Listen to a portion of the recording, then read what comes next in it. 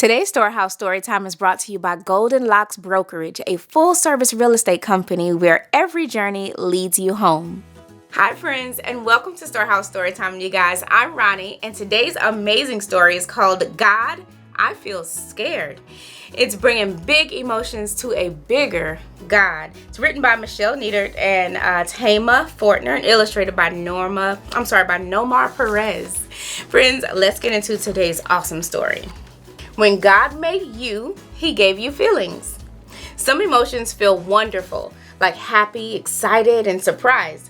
But others aren't as fun to feel, like mad and sad and scared. Scared can show up as a worry, like wondering what will happen next. Or it can grow bigger, like shadows creeping across a dark room. Some scared can get really huge, like when lightning flashes and thunder kabooms. Scared can sneak up when it's time to try something new, and you're afraid you won't get it right. Or it can jump out when someone yells, "Boo!" You might feel scared when someone you love is hurt or sick. You're worried about them and maybe a little nervous it could happen to you too. Scared sometimes happens when you feel all alone, like getting lost from your mom, or when you can't find a friend, or when it's time to head off to school. Scared isn't the most fun emotion to feel, but it can be God's gift to you. It's His way of sounding an alarm and letting you know something might be wrong. Scare can show up in a tummy ache or a belly full of butterflies. You might shiver and shake from head to toe. Your cheeks could get hot or your hands could feel cold. Your shoulders might shrug up tight around your ears. Scared could even slip out in tears or burst out in anger. Scared might make you feel frozen in place, like you can't move or speak or think, and I've been there. Your breathing may speed up, or it could feel like you can't breathe at all. You may think you're going to be sick. You might stand up tall, ready to fight, or you might want to run away and hide. Scared looks different on each person's face. Some open their eyes extra big to see as much as they can, while others squeeze their eyes shut and wish the fear would go away. You might clench your teeth together with your lips closed tight, or your mouth might pop open wide, and sometimes your face won't show any feelings at all. Scared spills out in words like, "I don't want to," "I just can't," "I'll try it next time," "What if I mess up?" "I don't understand." "Make it go away, make it stop."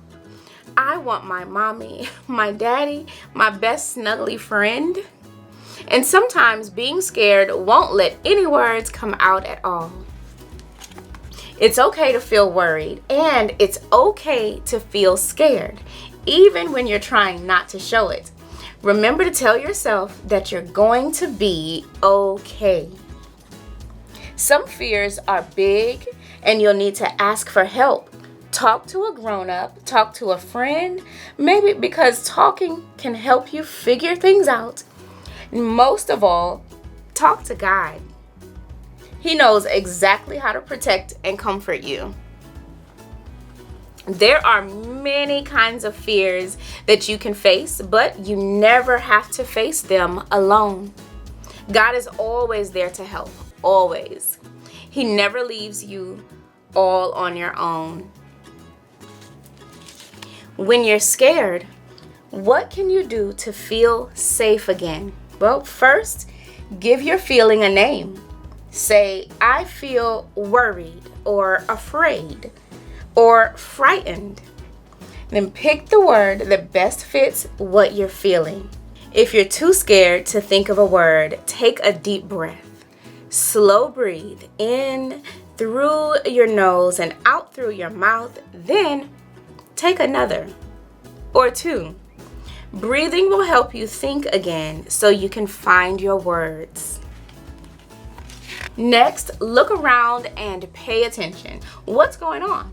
Think about the thing that's scaring you and ask yourself some questions like, if I were feeling big and brave, how scary would this really be? What could I do to make this fear smaller?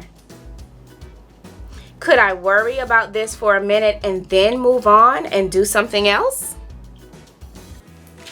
Sometimes scared will pop up and then quickly disappear again, like turning on the light in a dark room. Other times, those feelings of fear try to stick around and hang out with you.